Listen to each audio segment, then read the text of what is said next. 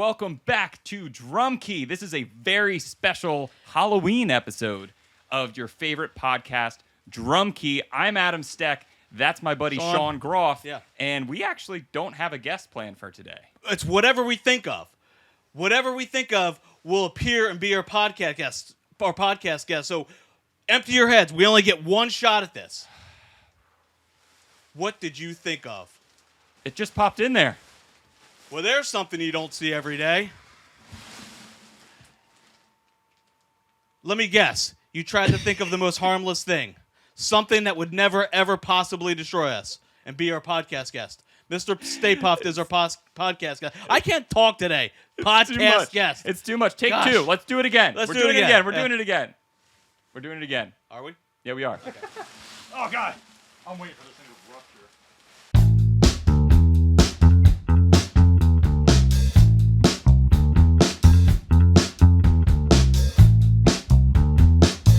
All right, so we are back, and the Stay Puft Marshmallow all melted away. And who do we find inside? It's our friend, our pal. You might recognize him from Drums, Etc., the staff history books. In our yearbook, we should have a Drums, Etc. yearbook. Oh, that would be great. That would be amazing to flip through pages. Evan Shubrooks, welcome to the show. Thank you. Thank you. You know Evan Shubrooks? Remember that story? Yeah, we're going to tell that story. That's a good story. Yeah, it is a good Evan story. Yes. That's good to be back. Yeah, thanks for coming back. This It's always is- a pleasure when you stop in the shop. And This is stellar. yeah, man. Yeah, absolutely. And any excuse to get together and talk drums and hang out Ghostbusters. is a great one. Yeah. Any excuse to talk Ghostbusters or drums, whatever. I don't want to take credit for that idea tonight, but that might have been my idea tonight. Yeah. I will say, the fact that we happen to have full Ghostbusters get-ups and proton packs shows that chances were really high that we were going to go with that idea and go with it. I like it. I love it. I It's should the do it best again. intro ever. Good luck beating that, future guests. That's going to be the bar has been set very, very high. Cool. So we like to jump through a bunch of segments here, just kind of to stir the pot a little bit, to talk about drums, drumming, drummers, all sorts of stuff. You know what we do here, folks. So the first segment here that we just began is Crank It Up, Turn It Down. In this segment, I'm going to throw out a couple controversial drum habits, maybe some things that folks do, some things that folks frown upon for whatever reason. No wrong or right answers. And we're each going to crank it up or turn it down. You dig it? Ooh. Crank it up. All right. If it's your jam, crank it up to 11. See if there's a hot take today. Yeah, exactly. I love when we disagree. Oh, yeah. You don't dig it, it's not your style, turn it down. So, I've got a couple topics here. All right, gentlemen, and I use that term very loosely. Say. Crank it up, turn it down, cymbal stacking. Didn't we have this conversation when I walked in the store? And I literally planned this before you got here. Yeah, that's hysterical. I really want to know. It's all written in pen, you see. Yeah. I go turn it down, but it depends on the genre. Okay, where is it acceptable in your book? It depends. I would think a metal setting. Obviously, I'm biased there, but I like it in some metal settings. Anything that's fusion too, I think it sounds good in a fusion setting. Sure. A little punctuation there. Yep. Sometimes I think you can put it in the right spot in a pop setting, but it is a very, very select spot. Mm-hmm. But overall, like I said, the one that I saw downstairs, like I think it sounds like a trash can lid. I think it sounds like a broken cymbal. Most of the time they do sound that way. I'm gonna crank it up. I have to. I think that I've always been a fan of like the old Ribbon Crasher. Rhythm Tech had one.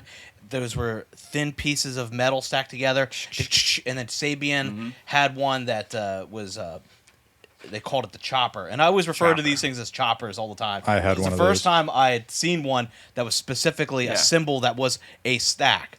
So they've been around for a long time. I don't have one that I use in a setup, but I would. Also, Meinl makes one. It's called the Crasher, and it's the same effect I always thought. You know, Right. the stacking cymbals or those metal pieces that you just kind of hit together.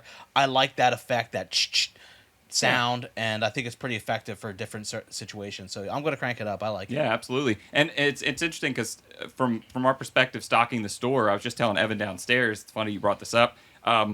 I have been buying as far as Meinl is concerned. Let's use Meinl as an example. I haven't been getting the signature or Byzance stackers. I've been getting like the HCS brass instead of bronze, Right. the cheapo stackers. Right. Because a lot of guys who are looking for that effect, it's not like you need this high quality alloy and this fancy hand I hammering. agree. It's like, no. We want it to go ksh, ksh. Yeah, the point is to make it sound trashy. Exactly, And so- it sounds So trashy. you don't need That's to the spend point. $500 Exactly. to get that. Yeah, and you can make your own too. Sure. We had Adam from Meinl on here, and that sounds like a Meinl plug, Yeah. but they're big into stackers. But anyway, he has a whole Instagram dedicated to people saying, hey, what does this symbol and this symbol sound like stack? Because Yeah. he's there at the factory being able to kind of put them together. Right. So people can get an idea. So you can make your own stack. I know a lot of guys retire broken symbols that way. They'll stack it with something else. You know, It's a what good I way to mean? use it. So totally, I'm cranking it I up. sent all these symbols back to Zildjian. I could have just stacked them and Yeah, you could have Made made a more money. fortune. yeah, I could have. that could have been your Instagram handle. Yeah, wouldn't that have been great? Yeah. If Just only, stacking- if only you knew it was coming. Awesome. Yeah, I'm gonna crank it up. I'm Look at this, outnumbered. we're All right. agreeing. Yeah. Well. No, he turned it down. Oh, you turned it I turned down. it down. Yeah, we got to disagree with our guest here. Oh, my I gosh. literally. No Well, pun. you- No pun intended. I trashed it when I walked in, so I gotta.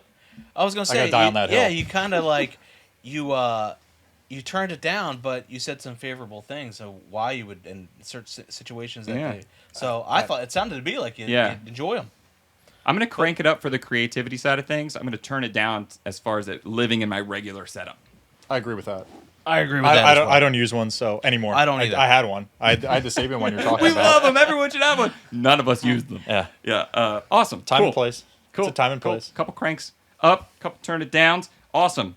Here's another one for you. Crank it up, turn it down, flattening out your setup, your toms, your cymbals, flat. I'll crank it up. Cranking that up. Yeah, I like it. The aesthetics of it, or I like, yeah. Actually, I do like the aesthetics of it. I think drums look better more flat than kind of tilted to me. And I tend to play my drums sort of flat anyway. I play shallow toms and a smaller bass drum, so I sit over my drums. I tend to sit over the drums that I play, so I like them flat. I mean, a little bit of a tilt, not maybe perfectly flat, but yeah, I'll crank it up. Okay. I like it. Yeah, I'm with him on that one. I'm a flat guy. Yeah. Yeah, for the You most dig part, that? most of my stuff is flat. And I mean, like you said, a little bit of a tilt, Right. but For I the mean, most most of my part. stuff is. Flat. I think And let me- it's everything is built up that Right. it's. Yeah. Let me ask you this: when you first did that, did it completely throw you off? Because I remember the first time I tried to like flatten my stuff out, like kind of go with that Travis Barker kind of whatever look. Sure, You know what I yeah. mean? It totally. I was hitting rims left and right. Yeah. It totally like there was an adjustment period to get that to be comfortable. Yeah. And honestly, it never super was for me until I ended up playing. I ended up playing a 20-inch bass drum, so I was like, oh, it's kind of like the height relativity here. And then really when I raised my seat up, then I felt so much more comfortable literally playing over top of the drums rather than behind. Right. Because when I first started, I was sitting super low, and you flatten stuff out and you sit super low, and it's like you're hitting like the sides. It's rough. You're reaching over, and then I couldn't handle it. I can, yeah, I think so. I there was a little bit of that period where like, how is this even comfortable? This Yeah. doesn't even feel good, and then all of a sudden you get used to it. And adjusting the seat is key because you Sitting find up yourself higher. saying, oh, you're making these adjustments, but you forget about the most important part, that is your seat height. So you adjust that accordingly, and then your playing is just fine. And I feel like I'm not a metal guy, but I feel like metal guys get there faster because just for the comfortability of playing the double bass pedal, they tend to raise up to get that angle just right, doing the double bass thing. You're a double bass guy, right?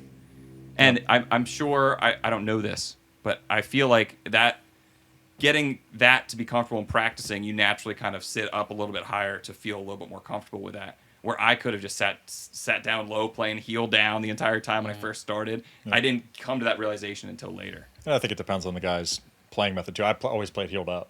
Yeah. So if I was heel up, I mean, I was always sitting up higher and be able to push down. I like that, having that power.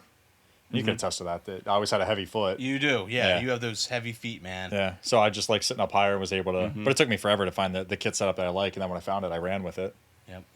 Yep. Yeah, and there's trial and error with that. I'm gonna turn it down. I'm gonna turn down the flat setup just to be a menace. No, just because I've played all sorts of different kits, and I think that I angle my stuff just a little too much to be considered like a flat type setup. I think the audience can tell, and that means that I've angled it just a little bit too much.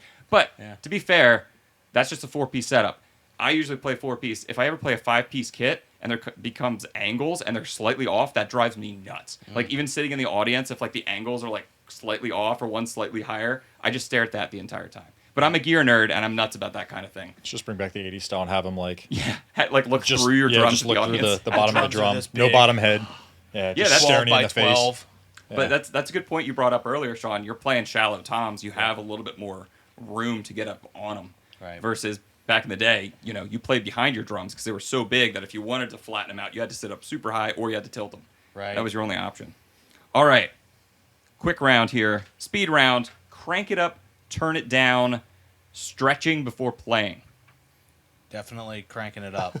Now that I'm older, I gotta crank that one up too. Definitely cranking it up. It's so important to stretch out. I think. I think any physical fitness instructor, right? You. Oh, that you was studied, that was way back when. That was way back Yeah, when. that was way back when. But you would think it was a agree Wednesday. when you're ready to work out, you're going to stretch a little bit. Yeah, right? you don't go. You You don't go in into things cold. Yeah, so I think drumming's the same way. You're exerting all that energy and everything else. Just a little stretch here and there. I've been dealing with a little bit of tendonitis or tennis elbow. I don't think that was from drumming. I think that was from carrying the freaking drums. I do believe that. But anyway, I am suffering with that right now, and I wear this brace all the time, and I look like a goofball. But so I yeah, also I'm. made fun of you for that today as well. I know. Yes, everything- He gives me the side eye. He's Yes. like, "What's this thing? What is that?" I love that you use the word suffering. You think you got I it was like, bad. yeah. Sean's elbow hurts when he extends it a little bit further than you would. Yeah. So Suffering. I'm cranking it up, baby. I'm on board with that Cranking one. it up? Yeah, Yeah, I gotta crank that one I'm up. cranking it up with a caveat of I don't do it enough as I should. I can't tell you how often I just jump in cold and immediately regret it. And There the it is. gigs where you really do that, a little bit of stretch helps a lot. What are you doing? Is that actually good for you? I don't know. We need someone that knows more than us to know if that's actually a healthy thing to do. For those just listening, Shawn is using a stick and kind of flipping it inside out, trying to stretch out his forearms a little bit, I guess is what it's doing, and his wrists. Does it work for you? It works for me. Then you keep doing it. I will. Thank you. There you go. You got the permission. Awesome. Yeah, that's good. A little bit of up, a little bit of down. That's the best way to crank it up, turn it down. We'll move forward and jump into our next segment, Drum Industry News.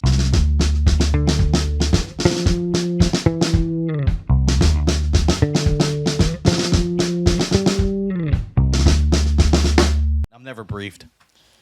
Shawn never knows what's coming next. Neither do our guests. It's all Just when I think I have all the answers, you change the questions. That's it. That's it. And he says that 100 times a day, and it never gets old. Awesome. So, drum industry news, we try to highlight things that folks might not be aware of. Typically, this is kind of from our perspective, and we've all worked in the drum retail world. We've all worked at drums, etc. So we've got a unique perspective that a lot of folks don't have today. As it is approaching, I would like to talk about Black Friday and large sales at the store. Yeah. And from our perspective, what's the goal of the sale? Where are we going with it? Let's talk about different things that worked, that flopped throughout the years. A lot of folks just see an advertisement and say yay, nay, or they come or they don't. But we are here every single year trying to figure out what will get people in the door, what works, what doesn't. But we don't have to just limit to Black Friday. We've done parking lot sales. We've done all sorts of things. So, yeah, do you want to talk about like the kinds of things we've run in the past? Yeah. We've run specials where we buy in certain items and discount that as a kind of a leader item. Like, oh, we can advertise cymbals for $60, whatever it is, and then buy that kind of, that stuff in and advertise it that way. I always found that a certain percentage off of merchandise is a good one, because so many different drummers are out there that need different things. Not everyone needs a Bobo crash cymbal for $60. Right. It's like, so you take advantage of the guy that wants to get a nice drum thrown, and take advantage of, I think, the inventory that we have instead of buying inventory to sell it at a discount. Doesn't make a whole lot of sense to me. We have a lot of inventory here, so I think let's create our own sales. Let's create our own Black Friday deals. A lot of the companies will come at you with different Black Friday deals of their own that they're trying to sell to the drum Sure, shops to yeah, pass sure. on to the customer. But I think that when we did the buy one item, get the second item of equal or lesser value at half off. I thought that was tremendous. That was always a good deal. Was that any item? Like Yeah, you guys was made- anything. You could buy a That's drum awesome. set and then buy another drum set for the same price and get it for half off. That's awesome. Yeah, that was awesome. Because I mean, it's been a while since I did the sales part of it. Yeah, but yeah, we sure. weren't big into sales when I worked there. Right. No, we never have really pushed it. We've had a couple of things that we've done that have kind of worked, but it's never and I kind of wanted to bring this up. In the music stores everywhere, I don't think I've ever seen a like Black Friday like nightmare, like someone's phone recording, like busting down doors, like stomping over people. Like, that doesn't necessarily happen in our industry. Part of that is just a little brief behind the scenes is that like margins on this kind of stuff is not like what margins are at like Kohl's. You know what I mean? It's not like they can sell a T-shirt for $2 that was marked at $50. You know, that's never really going to happen in a drum shop unless they're closing. And even then, you probably won't buy it. it's You a know what I small mean? margin. It's like, I remember sometimes we were buying sticks with like $1 or $2 turnaround on a markup, and it just was very. It's true. It was not a lot of room to work, and you're No, like, there's Yeah. I can't, There's I, not. I can't discount this anymore. you Right, know? so for if that- you're paying $5 and selling it for $7, there's not a whole lot of room there to operate. Yep. right. And then being like, yeah, guys, sticks 10% off is not a very attractive not very sale. attractive. 10% off of $10 is like, 10% off of $100 is a little bit better, you know. Mm-hmm. Now but 10% off of a pair of sticks is like, eh. Yeah, yeah. One of the only sales I was really around for was the store closing sale. Uh-huh. Like I just don't recall ever having big sales. Okay. Yeah, this is gonna be like a nostalgia throwback because Oh yeah, yeah, that's what we yeah, want. we're gonna bring up it the old, on. the old, Bring the it You on. old weren't a school part days. of the parking lot sales? I know. Came after the parking lot sales and Oh my god. left before the liquidation sale. Wow, okay. Yeah, Well, the parking lot sales that we had were I lied. a I think lot I was like- there for one because Okay. the one year Andrew won the snare drum toss. Yeah, Yes, that you're was right. it. I lied. Okay. Can we talk about the snare I drum lied. toss? Let's talk about the snare drum How about we toss. bring it back? And I think that's a bold move in today's world. We'll get canceled. Yeah. But no. But like this is something that would get so much pushback today, but I think is absolutely hilarious. Can you describe what the snare drum toss is and was? Well, we had a junk snare drum that we decided to toss in our parking lot, and it was an open invitational. We allowed people to sign up for this, and basically it was whoever we had 30 people sign up for the snare drum toss.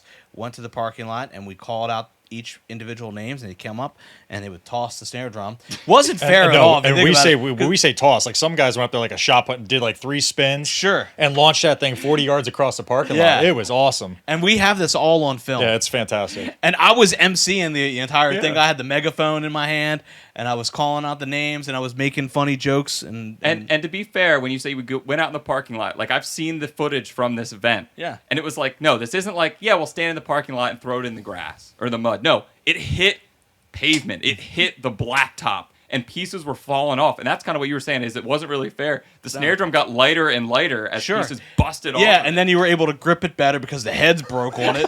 So then finally, who was Andrew. Andrew. Yeah. He's a big, Yeah, he's a muscle big boy. head guy. You know, big He, muscle he, head he, guy. I think that thing's still probably flying Sorry, across Andrew. the It parking probably lot. is. Yeah, Sean has Sorry, trouble with that. Andrew, if you're Yeah, out there, you still hold the anyway, record for the furthest snare drum toss. But he won, and the greatest thing is that I didn't use the siren effect until he got up there and threw it further than anyone, and then I realized that there was a siren effect on the thing, and it went woo, because there was no one going to beat this guy, and he came out of nowhere too. He didn't even sign up. He just showed up and Didn't even It was sign up. illegal. he's like, I'll take this and just threw it. Wow. And then we had a prize, of course. I forget what the prize was, but it was a substantial amount. It was Yeah. like $100 or You something. should have given him the snare drum. Should have. We signed it, I think. I think we did sign it because we signed a drum set one of those years too. We had that drum up until the sale. The one that said like I signed this drum first. There was all Yeah. sorts of names on it. Yeah, we had that up until the sale. Yeah, Probably went in I the think sale that or was something the like drum set. There was like a backstory to that drum set. right. that. Okay, what is Every- this? What's the drum set? It was. Do you remember that white It's a drum white- set we had? white Yeah, drum it was set, white yeah. and it had just signatures. Was it We just had customers sign this drum just set. sign a drum set? Like Yeah. it just like hey, sign the drum. You're like what? Let's sign a drum. Like Yeah. And Just then if 1 out of 1,000 people gets famous, oh yeah, Easy money. Yeah, it's basically Free the just racking Fallen up, was on there, remember? racking up Easy free money, autographs. Band. Yeah, but it was a cool like stuff like that was cool. It was interactive with people in the Yeah, I shop, like and I that mean stuff. it was so like engaging with your customers to have these cool events. Like what other drum shop has ever done a snare drum toss? I mean, I've never seen anything like that. No. Even nowadays, I've never seen anything like that on social media. Yeah. And Adam jokes that that wouldn't fly today. no, yeah. But the No pun funny thing intended. is yeah, no pun No pun intended. But the funny thing is, we posted that online, and we did have some haters coming out like, "How dare you do that to an instrument? Some kid could have used this." I'm like, "This thing was already beat up, guys." Yeah, I'm this like, was- this was- relax. It was we're already having out of fun." commission. Yeah, it's a $40 drum. Like, it's a toy. And it's broken. Yeah, So and the it's parts broken. the parts needed to fix it. You could buy 2 new drums. You could buy 2, And, 3, yeah, it was- possibly it was 4 done. new drums. Bottom line, was the thing done. was scrap, and it was It was what Yeah. we'd like to call housed. it was housed. completely housed. Housed. Awesome. But yeah, we've had like different sales and different things. I found the signs from last year downstairs while I was getting ready for the drum show coming up. Pennsylvania Drum Show happening November 19th. That's my plug. Go check out drumsetcetera.com for more details. It's going to be amazing. But when I was getting ready for the drum show downstairs, That was smooth. You like that? That was smooth. I'm going to work it in at least 12 times during this podcast. Count at home. That's one. I'm not right. at home. All right, you're gonna keep track. No, but when I was doing that, I found the signs, and what we ended up doing last year, which I thought was a really good idea and it was pretty successful, was like the classic restaurant thing. Like if you buy a gift card, you get like a bonus gift card kind of thing. Amusement parks do this. I saw Hershey do this, and I was like, yeah, that makes sense. So it was if you spend $50, you get a $10 free gift card or something, or $5, and if you spend $100, you get $25 free. But then that gets people coming back, and it's good for the store, and you know what I mean. Things like that make you want to at least get to that threshold. A lot of folks are shopping for Christmas, and they're going to hit that in a drum shop. I mean, nowadays, if you just buy a brick of sticks, you're going to hit that. You know? So maybe we'll do something like that. We haven't released what we're doing yet, but we'll see. We'll see. If anyone has any ideas, throw them out to us in some way. Well, maybe we'll make something happen. Maybe we'll surprise you. Maybe there'll be a snare drum thrown. And that Support might your happen. local drum shop. Support your local drum shop. Support your local drum guys. shop. If there's one plug from today, it's that one. Support your local drum shop. Huge. Not going to find a snare drum toss on the internet. No. Yeah. Or at a big box store. Nope. Chain. Nah. Won't see No that way. at Best Buy. Nah. They don't even sell You're not gonna instruments see that anymore. at They gave Applebee's. up. We outlasted Best Buy. Absolutely. Yeah, that was fantastic. Take that, Best Buy. Yeah. Take that. Awesome. This is going to be the theme of the podcast. We'll start talking about a topic, and then it will just spiral down into nothingness, and then we'll start calling out big chain retailers that are still in business. No, let's move on. Since we're talking about gear, let's jump into Hall of Fame.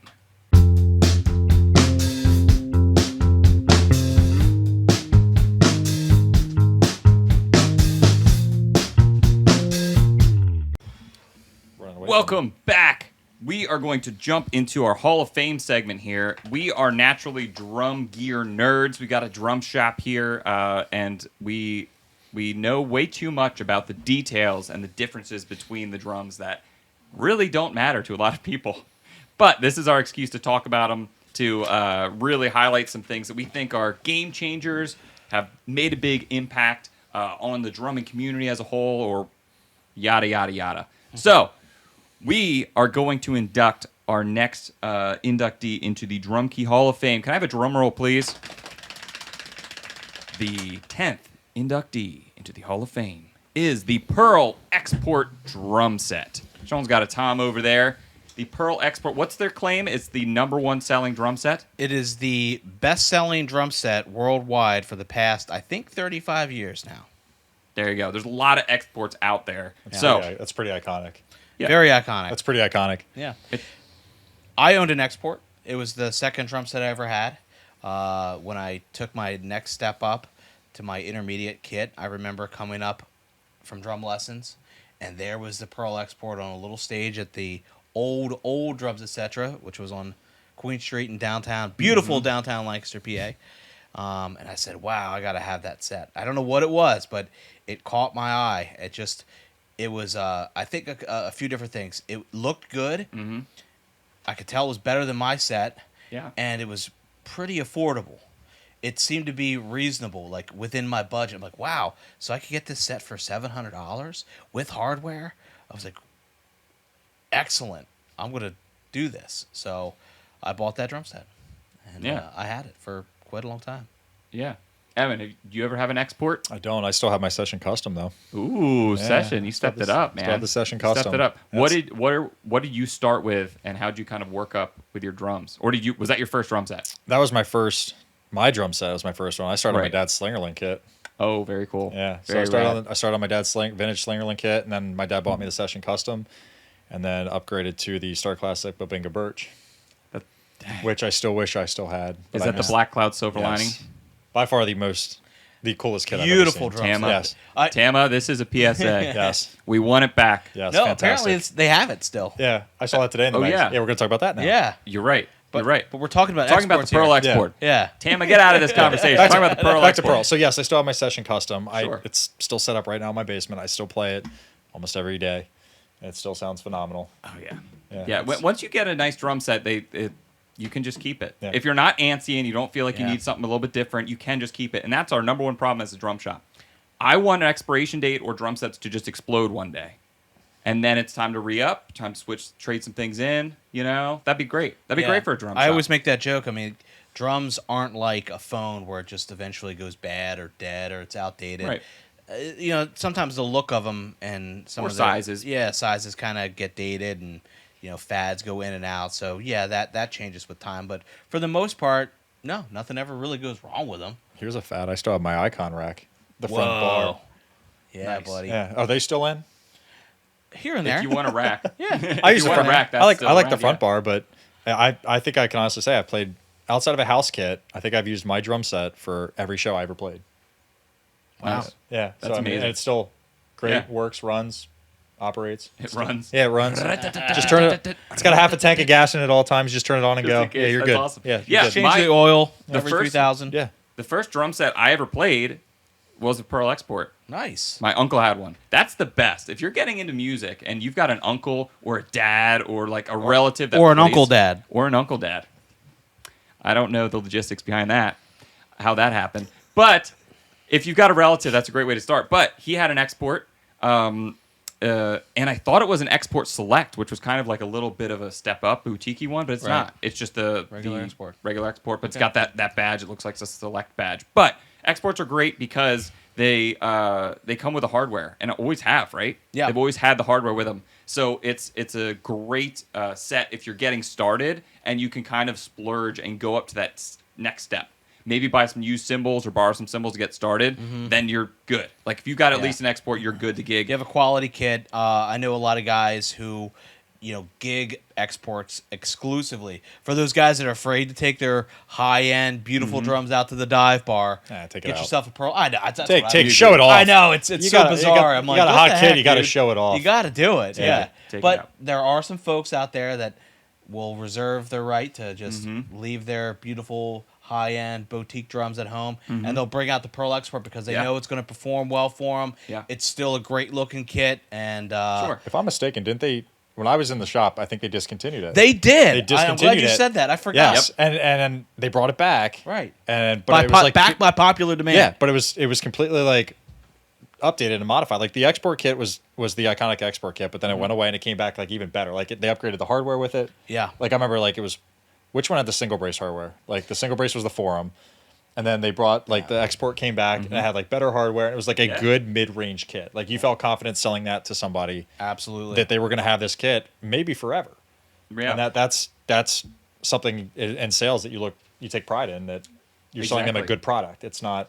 Yeah, and it's easy. They made it easy for us to back the product too. And that's the best case scenario for getting people to want to sell your stuff. Even that, if I'm not mistaken, wasn't the badge? Vision? They brought out the Vision. The Vision, yeah. Sure. The Vision kit. Like that reminds me of the Vision badge. Yep. Yep. I Yep. think They'll make slight tweaks, but they're always they brought it back, and they're always going to have that export name. I feel like, and even if it goes away, like you said, that did not last long. That was Right. not long at all.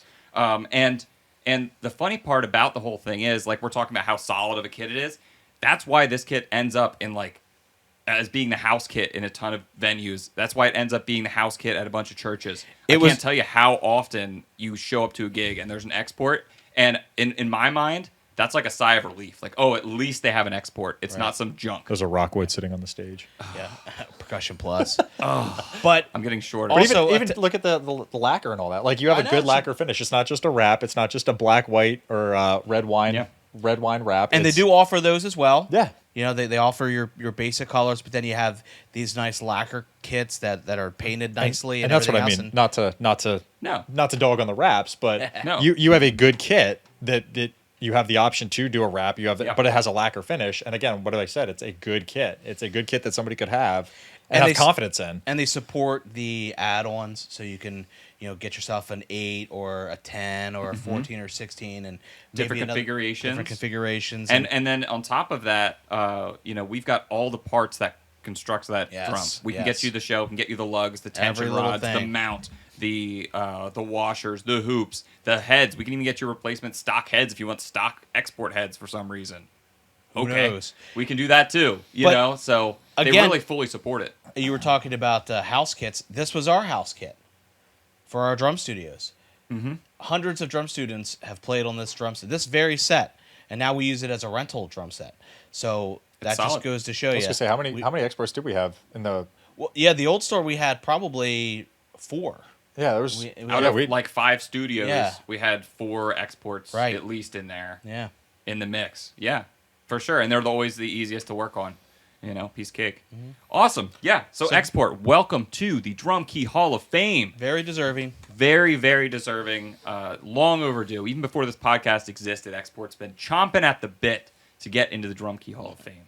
Chomping at the bit. amazing. But yeah, awesome. Sounds good, man. Let's jump into our next segment. We're going to pop into Quick Question.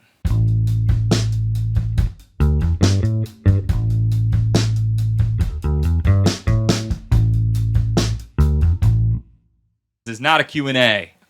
That's the between the plies segment. That's next. Oh, So okay. prepare yourself. This is the last one. This is going to bring flashbacks. Like you said, we're kind of flashing back to when you worked at the shop. This is going to be flashbacks. And I have a specific story relating to this when I was a customer before I worked at the shop and PTSD. Evan was You working gave me at the PTSD. shop. I'm sure I you did. gave I'm me sorry. PTSD, and that is the story we will have today. Okay. Oh, it'll happen. Sean stole my Once- bike. Did he? Yeah, I we'll did. go into that later. That's right. I did. Okay. Yeah. Okay. We'll do get that. Yeah. there. Yeah. Once we get to the between the ply section, that's where the whole thing goes off That's the the name rails. of this episode. Sean stole my bike. Sean stole my bike. True story. True story. True story. Not yet. Last segment. Quick question. This is where we focus on the iconic questions of customers that they think is going to be a fast answer, and it takes us a lot longer to get through it. Oh no. Sometimes this is where there's a little bit of a sigh of like, oh boy, here we go. Or, well, I guess I'm not getting that other thing done today because this is going to be a long conversation, especially depending on who's asking the question. In this case, this can be a quick answer. And I think the better the salesman, the quicker the answer, because you can easily convince people to go one way or the other. But if you really want to be the nice guy and go through everything, which is my problem, I like to give everyone all of their options, which is not always the best case scenario. It can be a very, very long answer. So, quick question, guys. What drum head should I use? Yeah, see, this is where I go and just automatically recommend something. Well, first I'll ask, are you talking bass drum, tom-tom, snare drum heads? And if you're saying tom heads, I'm going to go with a double ply clear head. I think they sound the best, and I don't like to fuss too much about it. I'll go grab some Emperors or go grab some G2s, but I'll qualify it too and say, well, if we're talking tom heads, because that's different than snare and bass drum head. Well, The question is as it was asked. That's all you get. Yeah, that's all you get. That's all I I want to get. watch you squirm. okay, then I go grab some Remo Emperors and be done with it. That's your quick answer. That's my quick answer, yeah. What, and then the follow-up question. That's why this is a quick question, really, as part of the segment, is because then it's just like, well, what's the difference between this and that and that and that? And it can get wild. I'll say it here. I'll say it over and over again. There are too many drum heads and there are too many drumsticks. Facts. But we can't do anything about it, so we're forced to stock them all. Yeah, But that really complicates things. Is the Ambassador 14 still the #1 selling head?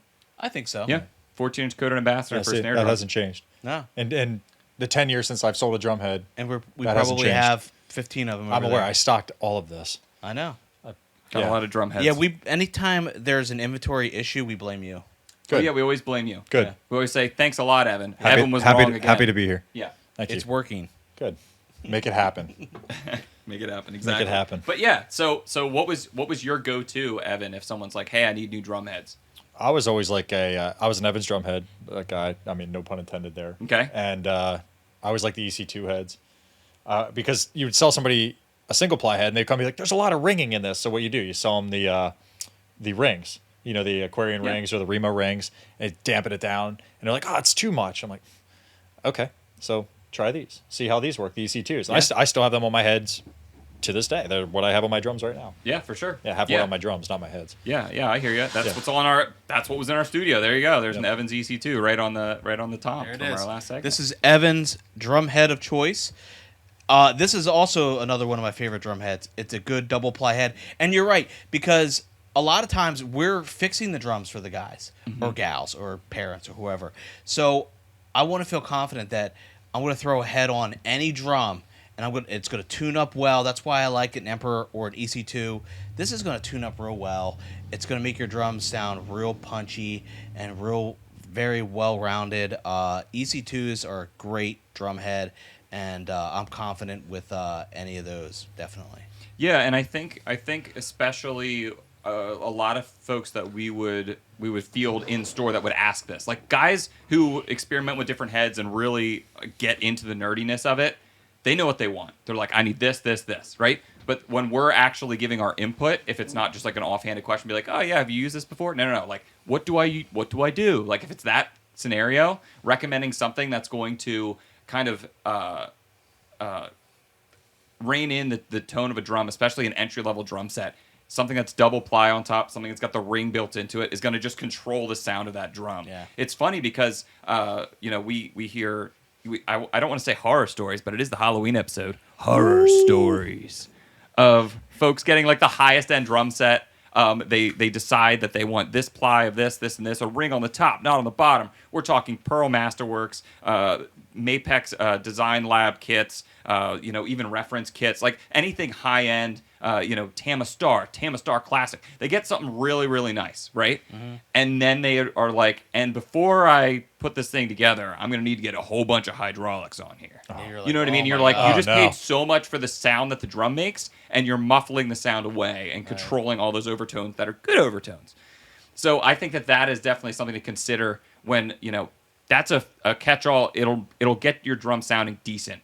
Right out of the gate, as long as you know how to tune it up, which we love showing people. Mm-hmm. But if you've got a high end, if you're really into the details of what shells you're using and really getting into the nitty gritty of the nerdiness of being obsessed with drums and the tonal differences of them, you rarely see those guys grabbing a catch-all type drum head. No, they're trying to for a specific sound. A lot of times, those kits will have ambassadors on it. Like Todd Zuckerman, he plays these beautiful Masterworks kits. But guess what he has on top and bottom? Ambassadors. Mm-hmm.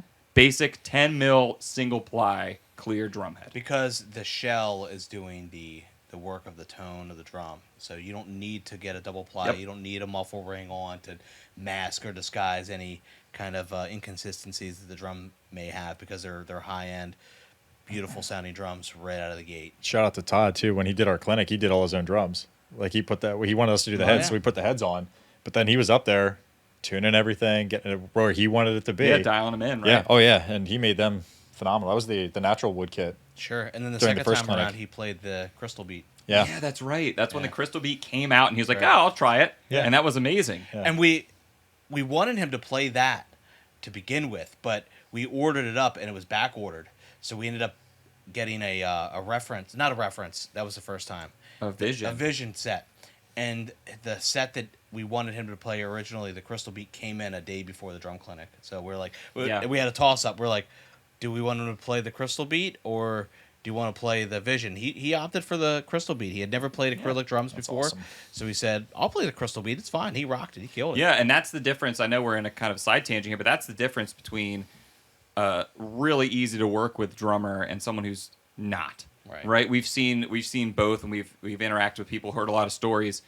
Typically, folks might not know this, when you have a drum clinic, like say a drum shop's hosting a drum clinic, like we used to do all the time, you're, depending on who it is, of course, you're expected to like kind of buy into it and hook them up. There might be a cost to get them associated with the company, but the you might fly them in, you might give them a hotel for a night or two, whatever it might be in that regard. But then the gear, because they have endorsements, you got to get the stuff they play, right? And some guys are like, no, I need this, and this. Here's my rider. It all has to be exactly this stuff. And that can be the most expensive part of the entire thing. So you're this far into booking process, You know what I mean? You're like, yeah, we can cover a flight, we can do this and do that. And there's like, yeah, he won't play anything but reference. Like, imagine if Todd Zuckerman said, I won't play anything except basically what I'm taking out on tour. Then those $20 tickets would not cover the cost of flying the guy in and everything. But here's a guy who's literally like, oh, I'll just play like a Vision, which is basically a bird export. You know what I mean? That we just talked about. And it's just like, he's totally cool to go with the flow and play whatever. Do you remember that first clinic? Yeah. The first 2 minutes, the pedal broke. No, I don't. Like, Oh, yeah, I do remember. Like that. it broke. Yes, Like I the remember. pedal actually broke. Yeah. And yeah, I started on eliminator pedals and I never had that problem. And then I got a Demon Drive and never had that problem. And here's Todd, brand new pedal out of the box. Yeah. Broke. Like I forget exactly what happened. And was it you? Did you run down and get him a new pedal? Yes. Yeah. Yeah. Like he's still playing, and I'm switching out his pedals while he's playing, and he doesn't miss a beat. That's it was. amazing. I hope there's a video of that. There has to be a video out there. I'm should sure be. there's something. I mean, it was. When we moved here, we went through a lot of the DVDs and stuff, and Rick has a stash of the good stuff. Yeah. So we got to talk to him. Yeah, we got to break the nostalgia days out. But but no, yeah. shout out to Todd, total professional, all the Absolutely. way around. Absolutely Anybody that's ever cool met guy to him. hang out with too. Yep, absolutely. You know, in addition, which is a good combination to have. So speaking of stuff breaking, his pedal. When I broke my first drum head, first time I ever broke a drum head, I were came into the devastated. store. How scared were you? I This was is the horror episode. terrified. So as I came into the drum shop, I was terrified to find that my buddy Shawn was not behind the counter. This other guy was behind the counter, Evan Shubrooks. Oh no, He was there. He was the guy, right? this guy. And I had been in, Mr. Stay Puft himself. And I'd been in a couple times, and I only worked with Shawn, whatever. You know, at this point, I was not this loudmouth, talking head, podcaster / drums, etc. extraordinaire that I am today. I probably had earrings and a mohawk back then too. Yes. So we've grown up. Oh, for sure. Yes, it's a glow up. I was the He shy traded kid. the mohawk for a mustache. Move this. I just the moved it- spike, I just moved it down. Yeah. Yes. So I come in, and so I'd broken my first drum head, broken my first snare drum head, and I come in and I say, just being a coy little kid, basically, I come up to Evan and say, hey, and I think I brought my whole drum in, probably. I probably didn't take the head off. That's very common. I probably brought my whole drum in, like, I don't know which part goes where. Like, I'm just beginning, right? So I show up, and I broke that drum head, and I was like, I need to replace this. And then you were like, I got the thing for you. And this felt terrible when it broke, right? Was it a Terry Bozzio drum head? No. You will get there. All right, because that's standing out to me for some reason. Nope. All right. So you were questioning, you were basically rubbing dirt in the wound. You're like, that felt terrible when you broke it, didn't you? Like that's horrible, right? That's a horrible feeling. And I was like, yeah, it's a pretty bad feeling. Actually, my girlfriend was there at the time, and we were, of course, I invited her to band practice, which I talked about before. Horrible idea. Never do that. Snare Worst head broke. idea. First song. Probably a good thing. Probably saved that relationship For a from little ending bit. right there that day. Sure. Anyway, I bring this drum head in. Evan's behind the counter, and he's like, man, that really sucks, doesn't it? I was like, yeah, it does. And he's like, working me. I didn't realize at the time that he was working me. He's like, I can sell you a drum head that will never break. And he pulls out the $60 yeah. Evans hybrid head. Like, this is what you need, kid. I still have one of those on my snare drum at home as we speak. Nice. He's recommending stuff he uses. That's a good I thing. sell what I use. But I remember being like, not knowing anything, and being like, is that how much snare heads cost? I'm like, it's $60 and I just broke this? Like, I'm like calculating to replace all my drum heads. You're like, I'm going to quit playing drums I'm right like, now. Yeah. I'm like, I can't do it. I can't afford this hobby. No, but of course, then you showed me other stuff. And I think I said I wanted a black head. You told me an Onyx or something. I forget what it was. There you go. But yeah, I had to bring that up. And here we are. Here we are. And now we're talking about That's right, because I don't remember that at all. But I remember. Of course not. Hey, For but some reason, I was thinking of a Terry Bozzio drum head, and that's irrelevant. speaking of which, do you remember when Adam came in and he did his video and we talked to him about drums, etc.? That was you and I, right? I think so. Yeah. He made a video for his school. Yeah, and and it was supposed to be Rick. That was like where the whole He ball came got in to rolling. interview Rick. Mm-hmm. And Ninth Rick grade. wasn't I was ninth having grade. it. Yep. He was out painting or I something like showed that. up at Drums, Oh, was he etc. mowing? What? Was he mowing or painting or something? I showed up at Drums, etc. And he's like, I'm here going to interview this guy. I picture in my head, I was real nervous. I brought my cousin with me to just, because he knew cameras better than I did. It was my first, TV production nerd class, like trying to film a production piece like you put on the news, and just for practice or whatever. It's my final project. And I show up expecting like someone to be sitting there in like a suit and tie, like you'd see on the news. And like I ask him questions for sitting in a seat, and then it goes over to him and he answers, and it's all professional, blah blah. But I came to Drums Etc., where we are not like that. It is very chill. It's like this. It's Gavin, shop talk. So I show up, and he's out front, like standing on the very top step of a step stool ladder, which is dangerous, hanging off of it. Literally, I've never seen someone sweat so much, dripping sweat like in the paint, in the middle of painting the front window sills. Just keep White. going. Like, Right? Rick, hopefully you're not listening. But No, I talked about this it's hysterical. when he was here, on the podcast. But yeah, so he's like just like in the middle, like 100% forgot I was coming. Like now that I know him, 0% chance that he knew that this kid was coming to interview him that day. And he played it all. No, I was gonna say he Completely didn't forget. He didn't bank it. He just said you have to bank it to forget it.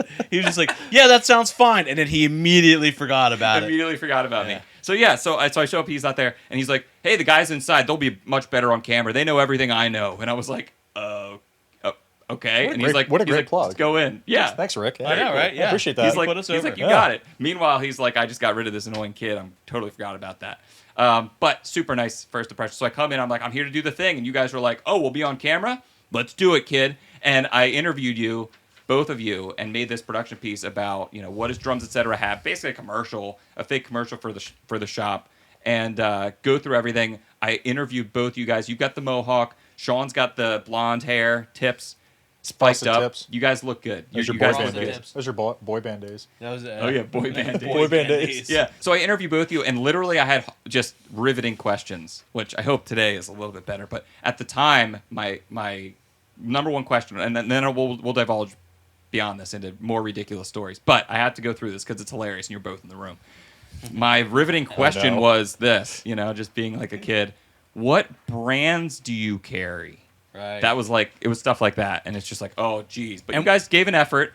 And I remember editing it afterwards and being like, what is wrong with this guy? Not you, Shawn. Oh, thank God. Me? Because What's wrong with me? I'd be like, what brands do you carry? And you would be like, yes, we carry Tama drums, Pearl drums. You're looking around the room, you're like, Yamaha, SKB cases. We got a whole bunch of snare drums, Meinl hand percussion, Latin percussion. This. You could tell I was standing at the front counter just looking around. Exactly. Telling you That's that. the way you do it. Yeah. Exactly. You're just like making it up, like making it up as I go. Scanning, and then I get to Shawn, and his was so funny. I had a million crossfades, which is kind of like when you're watching something that like kind of moves a little bit. Like you won't see it on this show because we don't edit anything, but it like moves a little bit. It's like basically cutting out ums and uhs and whatever. But I was doing it because Shawn kept repeating himself. He'd be like, "Yeah, so we have what brands do you carry?" He'd be like, "Yeah, man, we got a ton of brands.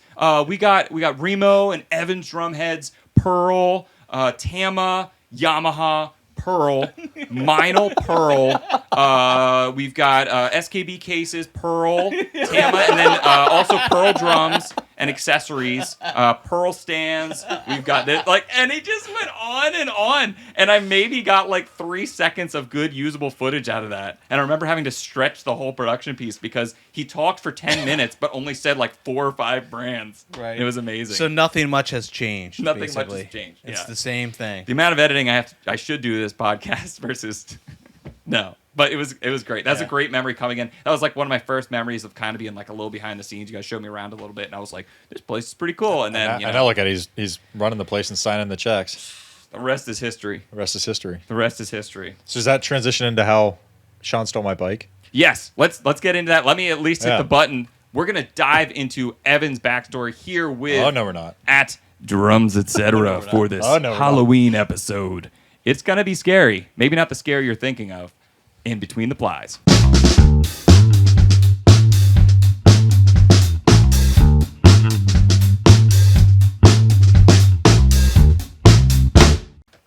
We are back. Welcome to the podcast, Evan. Thank you for contributing here and you. in You our didn't banter. just show up. Well, some people might just be jumping into this part. True. They might just be jumping in. Always thinking welcome. of you guys. Always thinking of you. Welcome. Thank you. But Hopefully, yeah, thanks for being here. hopefully I'm entertaining. You are entertaining. If nothing else, you laugh at our stupidity. Good. And that's really what the guest is That's all it's all about. about. That's it. That way it'll encourage other people to maybe possibly think that we're funny too. So, as we've established, you worked at the shop for a long time.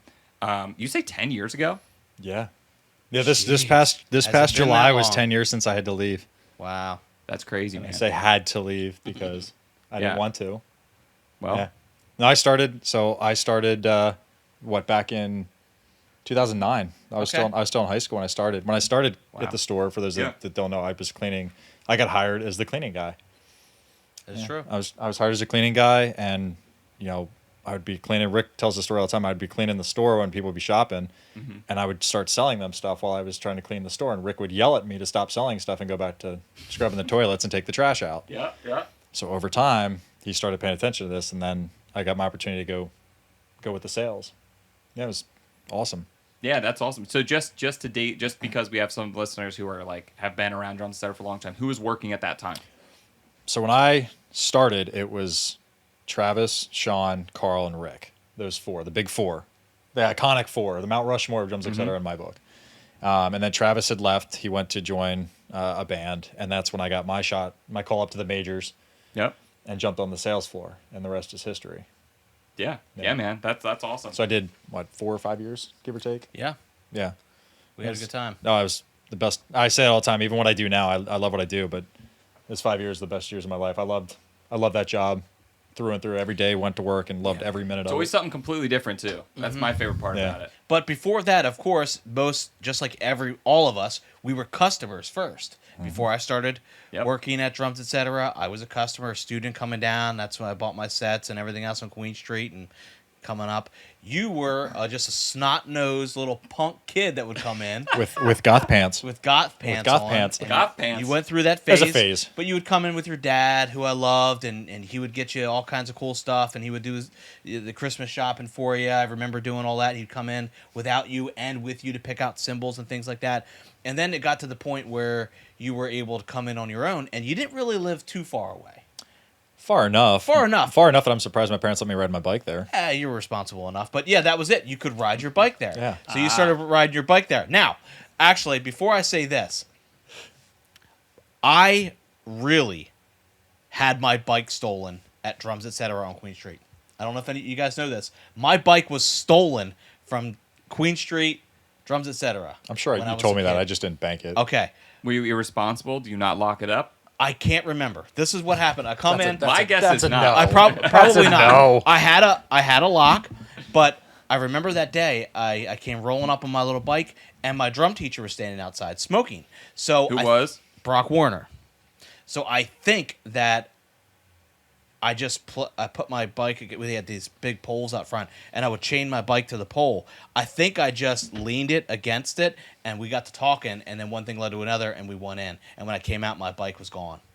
So my bike was stolen from Drums Etc. Anyway, fast forward. The story actually gets funny. Yeah, it does. Yeah, no, now it's This is sad. just sad. Yeah. Everyone's crying. No, this is drama. And actually, we tracked him down. We have the guy who stole Shawn's bike with the same bike. He's still riding it today. Come on the set. Imagine. Yeah. Imagine. And then you guys can fight, and then everyone starts shouting. That's what people want to listen Yeah. to, right? Yeah. Yeah, Punches. go Like, online right now, and that's all you see. It'll be like anyway. Indiana Jones, like whoopsh, like ridiculous sound effects. Sure. But go on. Your bike was Okay, stolen. so my bike was Boo-hoo. stolen. Boo-hoo. I was sad. So, of course, I had to take it out on a little young Evan. So he comes rolling in. What's the connection there? Well, Just wait for it. just wait for it. Okay. So Evan comes in, and he leaves his bike out front, not locked up, leaned against the railing, and he comes in, he does his business, and I wasn't helping you, but I noticed that your bike was sitting out front. So I thought, this would be kind of funny. I'm going to take his bike. I took his bike, and I rode it around to the back dock. And I opened up the door, and I put his bike on the dock, and then I walked out front, and I sat back, and I waited. So Evan comes up, and he purchases whatever he purchases, and he goes outside, and I watch him, and he looks around, his bike is gone, and he comes back in, or I came out. I think he came back in. I think I came back in. Yeah, he came back in. I was going to I was come pretty. out for I was you. pretty panicked. Yeah. Yeah. Like He goes, mind you, "My bike is-" I'm like maybe 12 to 14 years old. And how far away do you live? It was probably a couple mile ride. Yeah. Yeah. Yeah. And you're just thinking, I gotta walk. Yeah. home. Yeah, and now I don't have a bike, and you're just like, Yeah. man, everything just floods. And he's like, so he comes in, he goes, oh, my bike horrible. is stolen. Someone stole my bike. I was like, I can't believe it, man. That sucks. I said, well, we're gonna have to go and call the cops. So I'm like, let's go call the cops, right? I took you back, And I take him to the back. Yeah. And I'm like, all right, well, here we go. I'm like, let's call the cops and we'll tell them that your bike looks like that. And I pointed over to your bike sitting on the loading dock in the back. And he's like, wait, what? And I could tell you weren't sure that, like, you didn't, you're processing everything. I'm like, you didn't know that I was the goofy prankster that I am. You're like, wait, what just happened here? So do you remember that? Yes, I remember that. He's still reveling. Yeah, it's very traumatizing. And being a jerk. Yeah. Yeah. No, that was good. Well, that's a taste into what it's like to work at Drums, etc. I think is just that culture's always been a thing. I guess because Shawn's been there since I started. Maybe it's just Shawn. Maybe he brought that in. I don't know. But there's something about the prankster vibe. Like, you're never safe. You're never comfortable. You're never safe around here. Enough with the penny, Shawn. That's right. Enough with the penny. Enough with the penny. What's up with the penny? Don't worry about it. Don't worry about it. Did anybody get with you? You're not gonna share, huh? I'll share. It's This is a podcast where we share fun stories. Yeah. Sorry, folks, I have to brief our guests. You're just gonna. This is not where we share inside jokes. Yeah, that's It's, right. you know, You're not going to share that. You're not gonna well, tell. it's just like what I do now. I mess Yeah. with you just in certain little ways, just to make you laugh and break up the day and cry. everything, or cry. So I would, for probably a week or two, I placed a penny at the same exact spot in Rick's office, just on the floor. It's like a random penny. Like, because when you're walking into your office and there's a penny on the floor, you're gonna I'll pick it up. And it happens again. You're like, that's kind of weird. It happens the third time. You're like, all right, what's happening? So eventually, a week goes by. Like, every day I put the penny at the same exact spot. And then, did he send me an email or was it a note that just said, enough with the penny? That's all it said. Enough with the Enough with the penny. I forget. I don't remember how he said it, but I remember enough with the penny. It was either he either emailed me and I told you, or he wrote a note, probably in my check. And I opened my check and it just says, enough with the penny. And another time, we used to have a sink in the back, right? Yeah. And, of course, the old prank is you take a rubber band and you tie it around the sprayer hose, right? and you turn that on and boom, it goes. So Rick was never down there messing around. Well, of course he was this day. So he comes down and boom, turns on and sprays him everywhere. And then he wrote on the chalkboard, no more games at the sink. No more games. The more like parental scolding the response gets, the more you're egged on to do more. Oh, for sure. This is a really great glimpse into it. You've scared me so many times. The old shop, if you guys aren't familiar with the New Holland location, I'm sure a lot of you are, just was literally like 12 buildings that look like cobbled together. Basically, all you need to know is that there's loops where you can sneak around to scare people. Every doorway has a spot where you could tuck behind and jump out and scare people. There's doors that have mirrors on them. Like it was like the never-ending maze in there. So it's just like a labyrinth of being able to pop out and jump out and scare people. Did Did I ever scare you the conveyor belt where you open up the doors and I'm there and I pop out at you? Did I ever do that to you? Yes. Okay, good. Of course you did. Did I ever tell you how I met Giles? Okay, great thing to bring up on the Halloween episode. Yes. So for years, there was this guy named Giles. He was one of those, dare I say, non-humans. Those Halloween props that we put by the door. And originally, and he'd say things like, more guests. Yeah. Good evening. Leave your body at the door. Yeah, exactly. So he'd say little catchphrases when you'd walk in the front door. He'd also, when he first was there, which I never saw this stage of him, his head would turn, his eyes would light up and blink, his mouth would move. He had a candelabra that would light up. Slowly. That was bold. Yeah, pulled that out. Yeah, slowly. Big word. Candelabra. Am I not allowed to use that word? No, I never Sorry. heard it Let me before. dumb it down. He had 3 candles in his hand. There you go. Candlestick. That would light up. He had a menorah. Yeah, exactly. No, but anyway, so he's got all this going on, and he would scare people when they came in the door. Little kids were frightened beyond belief, probably scarred a lot of childhoods. But I think it's good for him. I think it was good for him. Brantley.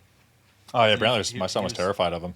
Yeah. Yeah, my like son was Giles? terrified. And then I took his hat off. And he laughed because bald. Giles was balding. Okay, Yes. that's your backstory to Giles. But on the off season, we'd have to put him somewhere.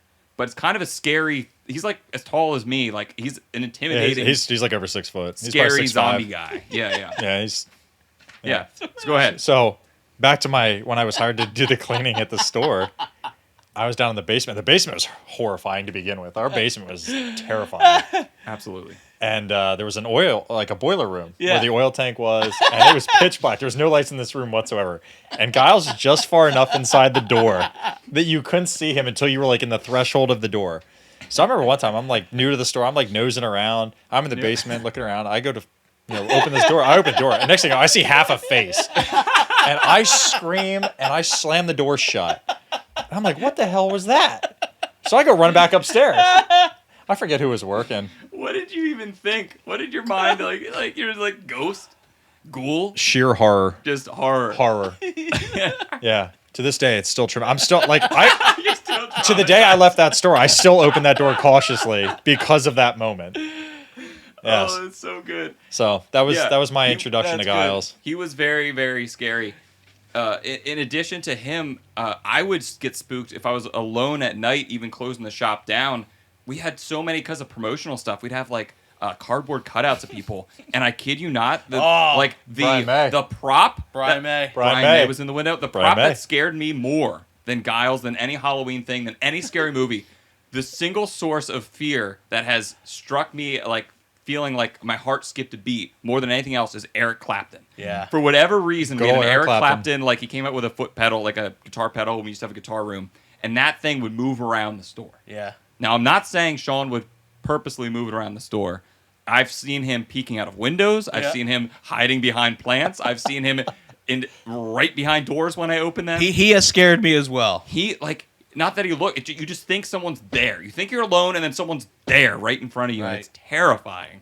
So he is really the scariest Halloween decoration. I think if we put Eric Clapton out front of the door, we wouldn't get any kids coming in the door. He's pretty scary. I know the same thing happened to Rick too, because there was another guy that used to work with us. His name was George, and George and Rick went to the basement once for something, and boom, they hit the lights, and Giles was there, and just hearing and seeing George recount, like Rick, like turning the lights on and like jumping back. He said he jumped back, like there was Giles, like whoa, like you don't expect a freaking 6-foot figure to be standing there Staring like, at he's you. just like, He was a whoa. very imposing person. Yeah. He was. I don't care what he was. He's very imposing. Very, Oh my God. very, very imposing. He brought us a lot of fun. So Absolutely. And then he Yeah. got decapitated the one day. yes, Yeah, we were working. He got knocked over and his head got severed.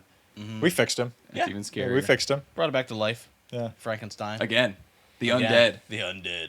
The Where did he end up? If somebody's listening, I'd like to know where So he went. he was in the liquidation sale type thing that we did, like when we sold like the doorknobs and the lights, and like we put some drum stuff in there to get drummers' attention, but it was like literally like fixtures of the old shop, because the old Drums Etc. on New Holland Avenue is now an apartment building, 550 lofts. If you guys need a place to stay, it's cool because there's still some like drum stuff and decor, but basically they were going to gut that building, so that was part of my job. I went back in there and tore the place apart. And then we had like an auction for normal things like chairs, this and that, furniture, whatnot, cabinets, desks, everything we didn't need when we moved over here. He was in that auction because I looked through everything and I was like, because I was the same. We had all these old displays for merchandise that, you know, I'm sure tons of stores throughout Lancaster are using now for other purposes. You know, be like drumhead display now, there's like whatever, and DVD racks, everything. Oh. But Giles was in there. DVDs. And I remember looking after it was done, and someone bought him for $50. Oh, I should have bought him. Well, hopefully they knew he didn't work. Yeah. I will still buy him for $50 I if would somebody too. wants to sell him. But Someone's he- got Giles. Yes, Track him I'll pay down. you some interest too on that if you want to sell him back.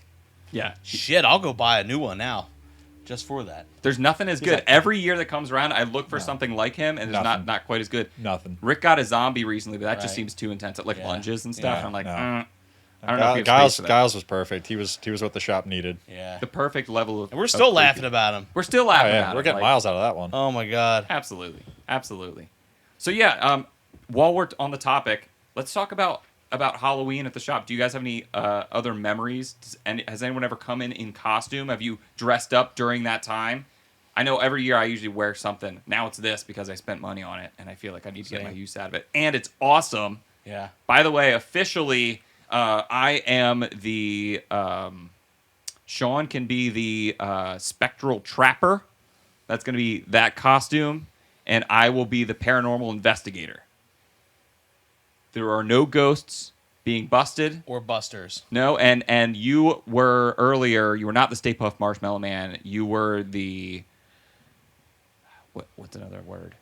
The Stay Big Puft Marshmallow Man. marshmallow dude. Is marshmallow copyrighted or something? Trademark? Maybe it is. Marshmallow. Marshmallow. Marshmallow. Yeah. Let's roll with that. We'll just say kind of puffed. Kind of puffed. Kind of puffed. Puffed up. We'll just call you Puff Daddy. That's not being used. Not anymore.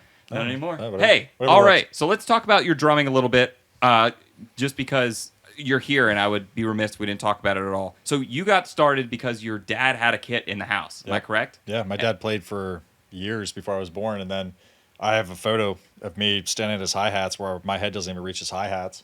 Wow. Yeah. So I drums came were up- always in the house. Yeah, always in the house, came up watching him. I wish I would have paid more attention the older I got to obviously what my dad was doing. Then when he got out of it, I picked up the sticks and took over the reins, and Yep. then played for high school, played in various bands, and then Right. got my big break with a band called Free the Fallen, and then we did we did regional stuff around here, nothing crazy, tri-state areas, and Sure. opened for some great acts. We opened for August Burns Red in Texas in July, the heavyweights around here, and great shows, phenomenal shows, had a great following, and then life gets in the way and everybody goes their different directions. Yeah, and you guys did everything. Like all of the stuff that you do when a band is just about to break. And you guys had a lot of fans. You really did. You guys were freaking hitting it hard and putting in the extra work. You guys went to a legit studio. You guys recorded. I remember that video you made where you were talking about your drum setup and everything. Yeah. Oh, that was cool. freaking rad. Yeah. The production on that was awesome too. Was that Atrium?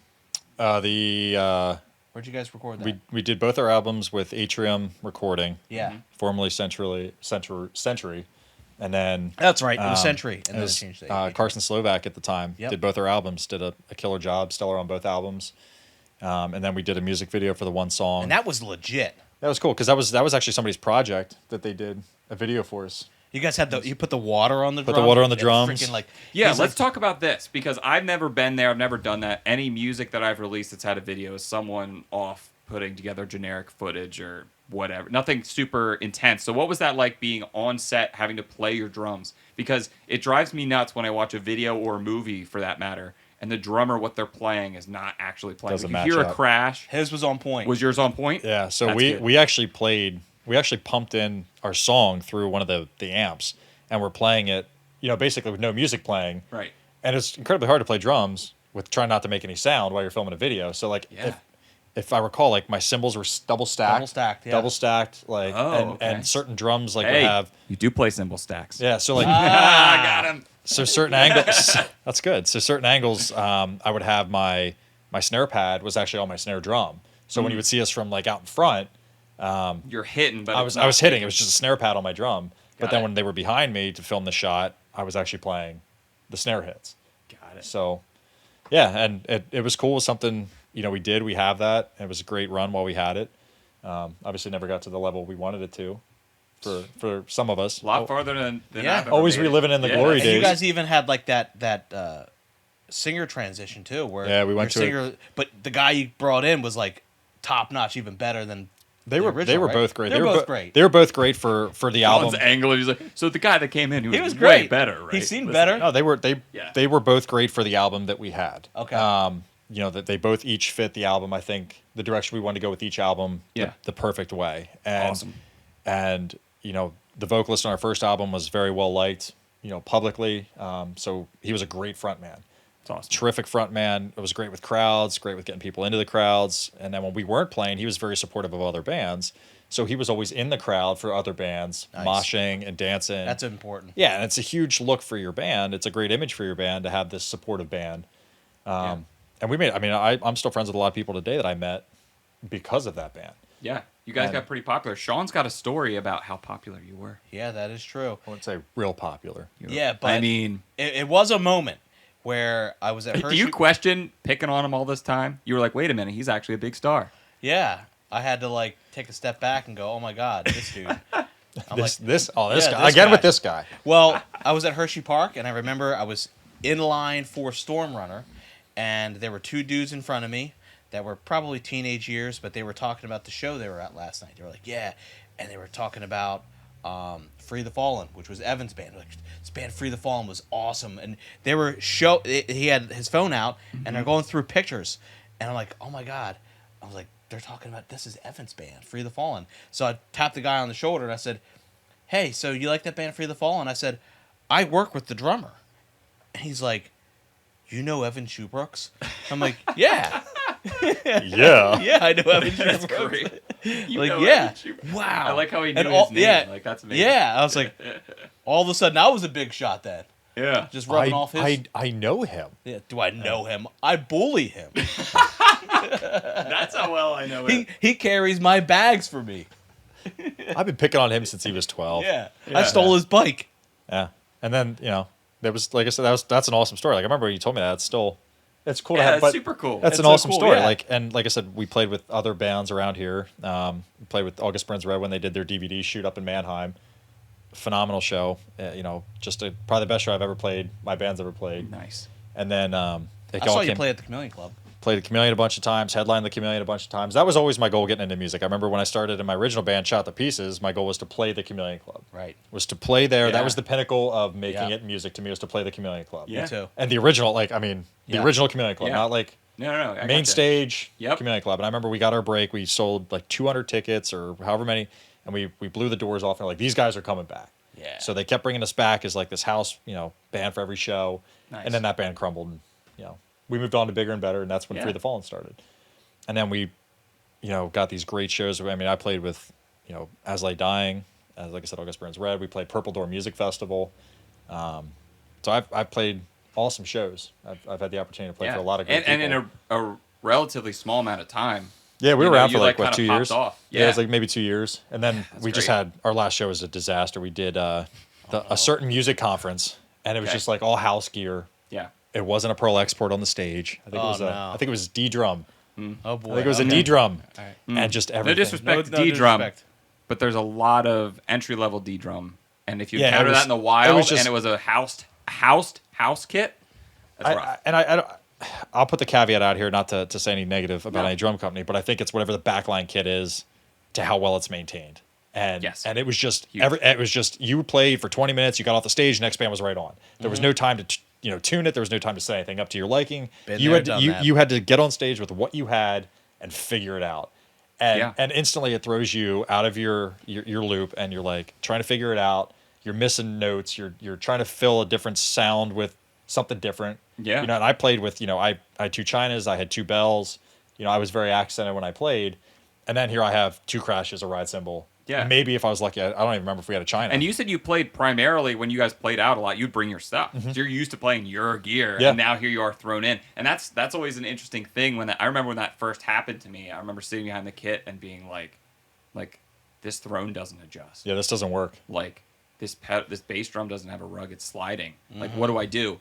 And what you do is you make do. You make right. it happen, right? But those are the mistakes that you make that you learn from. You Yeah. know, it's like because you don't go into the stuff knowing everything, but you have to learn to sink or swim. And apparently, you guys. Oh, we sank. You Oh, guys yeah, no, we sank. We put cinder tell- blocks on our feet and sank. And it was that like the That was like the last show. Oh, my God. And then we did a reunion. swan song, as they say. Yeah, we did a reunion show a couple months later as like a farewell show, where we were like one of the main support bands for Texas in July. And that was like the final end all be all. It was a good show. We played well. Nice. We got a good that send felt off. good. And that felt like a great redemption. Yeah. Just to send it off into the sunset.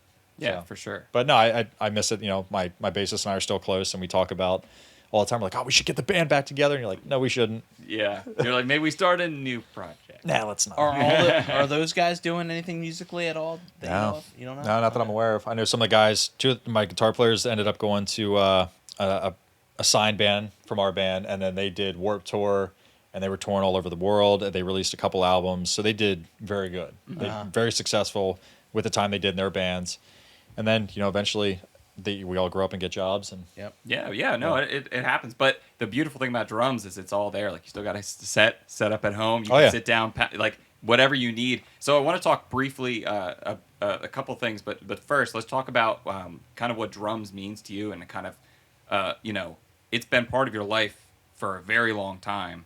How has that changed during the process of, obviously at one point it was your job to play, and at one point it was your job to sell stuff, and at one point it was your connection with your dad. Like, Can you talk about that a little bit? Yeah, so I mean, drumming's always been, I guess, an important basis in my life. And then I always look back at one point or another, and when I was brought up with drums, with my dad, and talked about that picture earlier, and then I just kind of fell into it. And then you try to find your voice through playing the drums, and you try to find what music style you like. And I mean, I remember when I started playing the drums, I wasn't into metal music yet. And I remember Right. when I started my band, the guy that I want to start the band with was like, "Well, you need to listen to this," and it was like Slayer and Dimmu Borgir and all these bands. I'm like, I can't do that. Like, these guys are playing hundreds of beats a minute. And I'm like, I'm not that good yet. I don't have a double pedal yet. Mm-hmm. And I remember when I finally got my Pearl Eliminator pedal, that was my first double pedal. I would sit and watch Jason Bittner and Chris Adler. And they were like my two idols for drumming. Yeah. And I would just sit for hours. I would put my pedal up against like a pillow and just work on foot practice. Mm-hmm. I would work on drumming. And then put that into a kit. But I remember like 2004 was probably the biggest year of my life when it came to figuring out who I was as a drummer. And that's when I really learned like metal music. That was a really big year for Modern Drummer Festival too, if you remember, because they both played Modern Drummer that year. Yeah, And I was Jason ecstatic because these are my two favorite drummers. Right. Yeah, and they're both there. And they're both doing there. I'm it. like, this is great. And obviously it evolved into us practicing, having these bands that I went through, and the whole reason I got a job at Drums Etc. was because of the practice studio.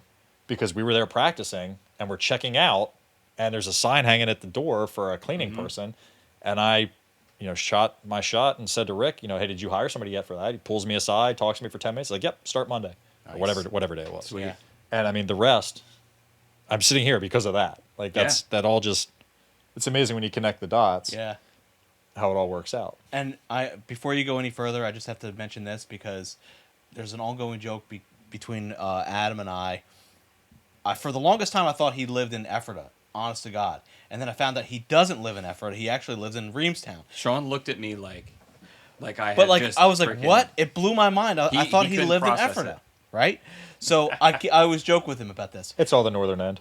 Okay, I'm a northerner. when Evan started working at Drums Etc. part time, he also worked part time at Stauffer's. Okay, I Right. thought Adam. boy. I thought Evan worked at the Stauffer's up here by the airport, the nice one. I had never been to this other Stauffer's down here, and then when he told me he worked at that one, like it blew my mind because we were talking about Stauffer's, and I thought, I thought you worked at this one. You don't remember this? I don't know. Okay. Oh, boy. And when No. you told me that We're you gonna go worked down the at this rabbit one hole down now. here, Yeah. it blew my. There's like the one. It's like they tore it down. They leveled this place. It was car- They it was tore it down. It's a It was car so wash. bad they Yeah, tore it was so bad, right? The building was falling apart, Well, I haven't worked there since I was and I had never even 16 gone years into old. this place. I'm like, you work at that Stauffer's? I'm like, what? This whole time I thought you worked at the one by the airport. Anyway, I'm sorry. Go on. I just needed to say that. Well, I'm sorry. I'm so sorry. We both lied to I'm you. just always in your own mistaken mind. by different things. So I in my forgot. mind, I he's forgot still- about that. yeah. I left that job to come work Yeah. at Drums Yeah. Etc. full time. Oh man, that was great. When I could tell that job that I was done, and Yeah, just, you were ready. I was like, I'm ready for the big leagues. Put me in. The big leagues, and then you I'm get getting here called and you're up. stocking drum heads. We and get you're like, called wait a up to minute. the majors, baby. You know what though, and like I said earlier, I would not trade a single moment of Drums Etc. for anything. Even nowadays, I love what I do now. I love my career, but the 5 years I spent at Drums Etc. were the pinnacle of. It was just a great job. It was something that I loved to do. I was passionate about. You took pride in what you did, what you sold people. It's And you got the feedback then too when they came back in Right. again. Yeah, You know, I mean, for it was just something that you took a lot of pride in. I had a great staff that I worked with. We were friends outside of work. We did a lot of things out of work, after work. And the thing is, with me, I was younger. So Yeah. being an only child, Shawn was like an older brother to me. I'm like, this is somebody that I look up to, and that has my back and cares about me. And Rick was a phenomenal boss to work for, and we had a great relationship. And then Carl was great to work with. Carl was like uniquely hilarious. He was like the guy from The Office. Dwight. Yeah, he was like Dwight. Oh wow, you Yeah. take that out. Yeah. He just because he would just have these like nuances about him, and he would just say things that were just like just hilarious. Very Dwightish. Yeah, in a very way. Dwight. He'd just say the most comical things, but he would have no emotion. Yeah. He would and just say it like, with a straight just face. say with a straight face, but it was just hysterical. So, yeah, like every moment, everything we did there was just He's like, phenomenal. no, I don't talk to customers first. They got to talk to me first, or something weird like that. Yeah. You know?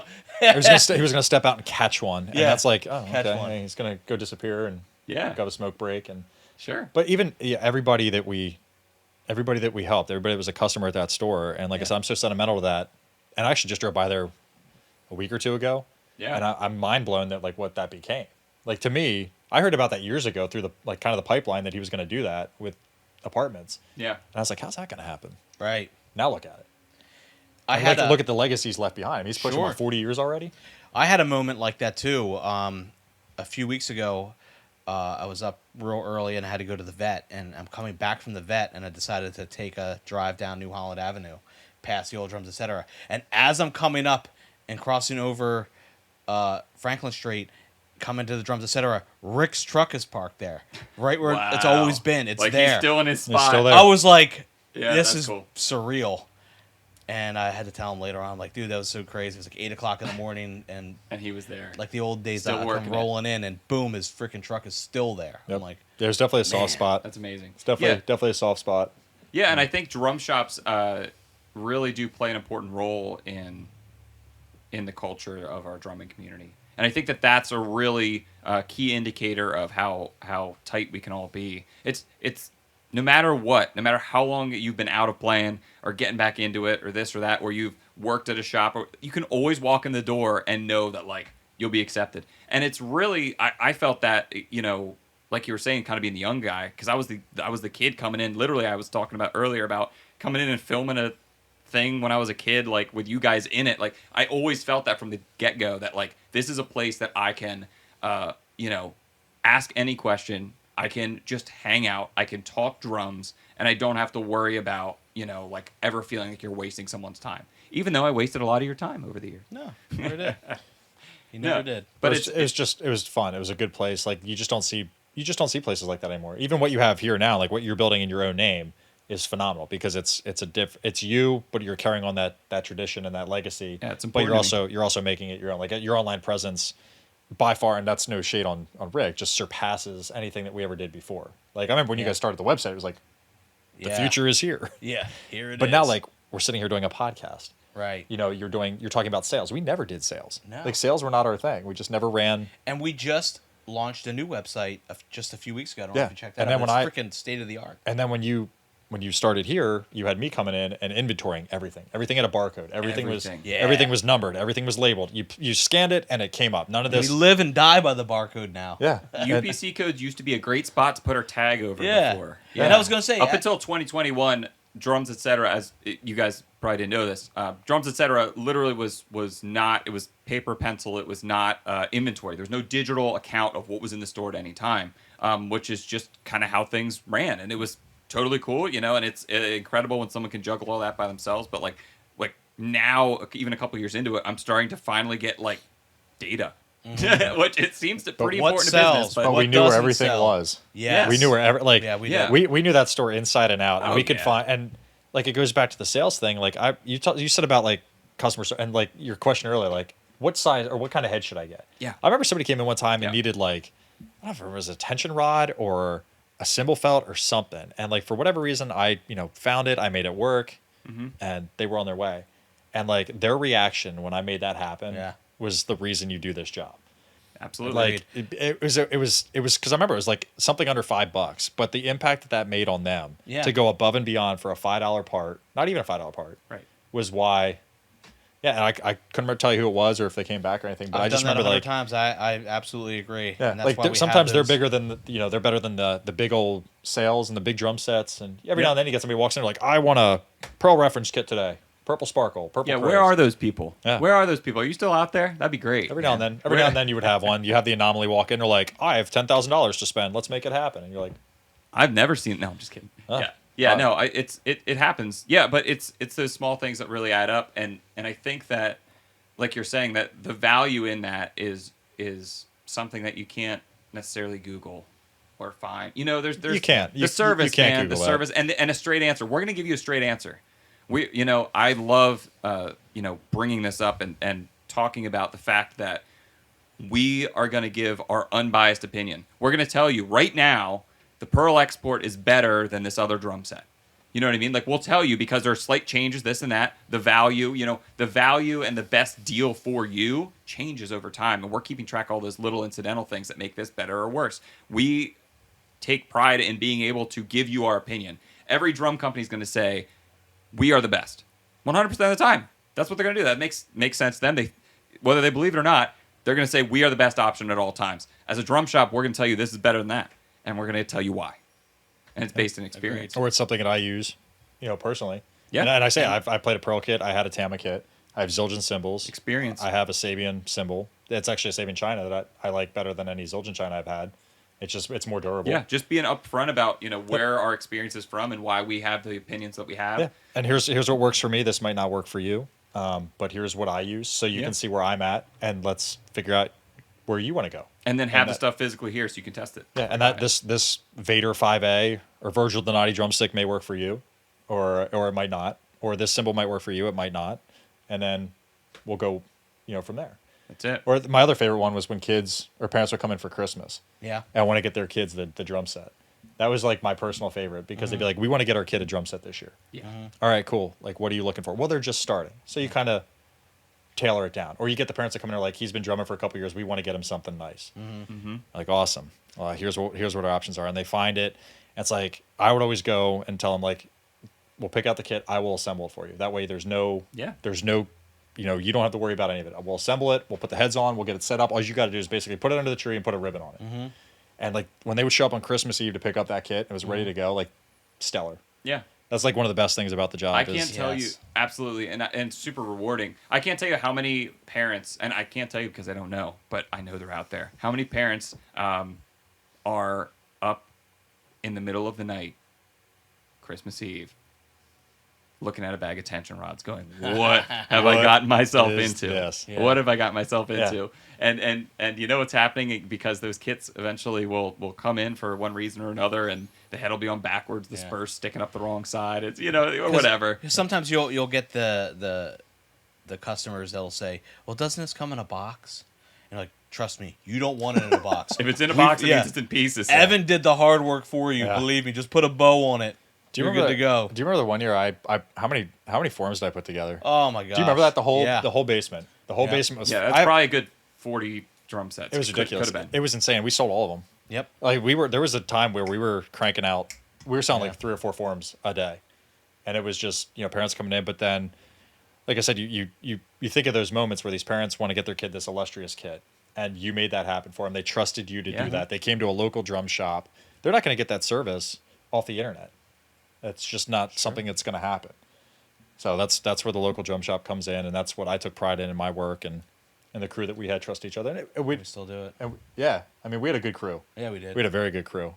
We all worked and it's together. always, I keep wanting to say this too, because even though you've moved on, you continuously come back for different things, for different just events. fall right back in. You've come in, you've helped us with the inventory, you've helped us, set up the new, digital system. You've come in to help for sales and just fill in here and there, just different things. So it's always cool to be able to have you come back and get back into it and do that again, because I know that it means a lot to you as well. Oh, yeah. Yeah, no, like I said, I appreciate the opportunity to be still on board with And then this. now we're doing the podcast. Yeah, this is awesome. It's like freaking cool. Yeah, man. And you're like, come to the podcast. I'm like, I don't podcast. Yeah, but You do now. I do now. The thing is that it's just the stuff we do downstairs. talk. We're just for the world to talking, see. And we joked a Oh lot. no, the world doesn't see this. No. It's about 5 or 6 people. Yeah. No. Either way. Yeah, either way. Yeah.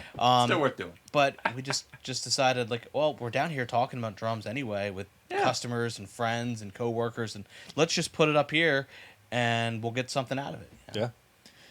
Yeah. No, this is awesome, and like I said, the vibes that this store is putting off is stellar, and I wish you guys Awesome. nothing but the best. Well, thank you. We didn't even get into the shop lingo. That's another podcast down the road. I think there's still some classified lingo. Yeah, I think the list is a lot shorter. I thought about that before, and secret code words we use and stuff. That's one thing that when I left here, I would still try to like throw out those lingo words, and people had no idea. Well, the funny thing is that when you came in too, like, oh, I'm sorry, it's scary. No, a fly. You got a little fly flying around.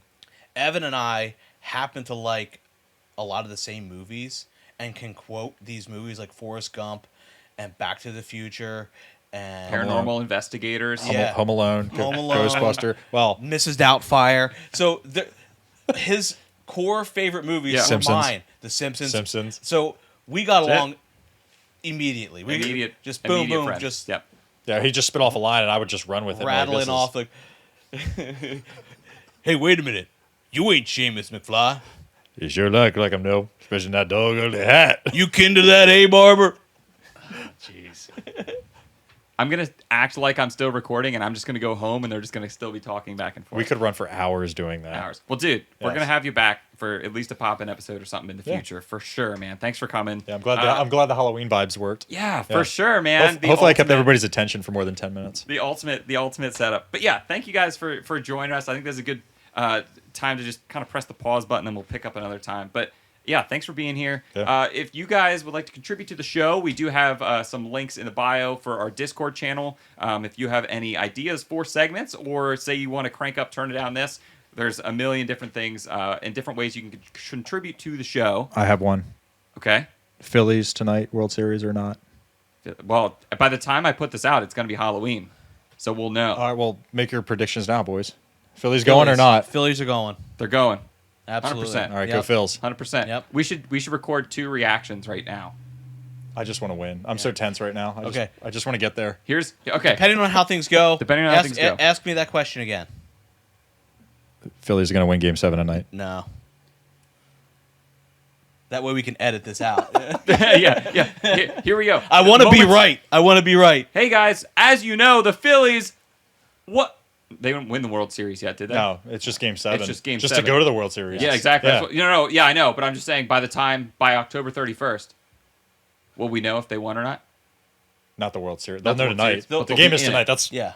No, That's I know. yeah. But I'm seeing if they got in. If they get in, where will we be at? The 31st, possibly. I think Game 4 of the World Series. Game 4 of the World Series. All right, Game 4 of the World Series. Phillies are killing it, right, guys? Yes, go Phils. Go Phils. All right, Game 4 of the World. No, I don't even want to do the negative one. They're going to win it. They're going to win it all. That's the attitude. We'll end on that note. Yeah, exactly. Go Phils. Thank you guys for being here. Again, like I said, if you want to contribute, there's Discord. You reach out to us, drumsetcetera.com, text us, call us, whatever. We're here for you guys. As always, support your local drum shops. If you don't have a local drum shop, we'd be happy to adopt you. We'll see you next time.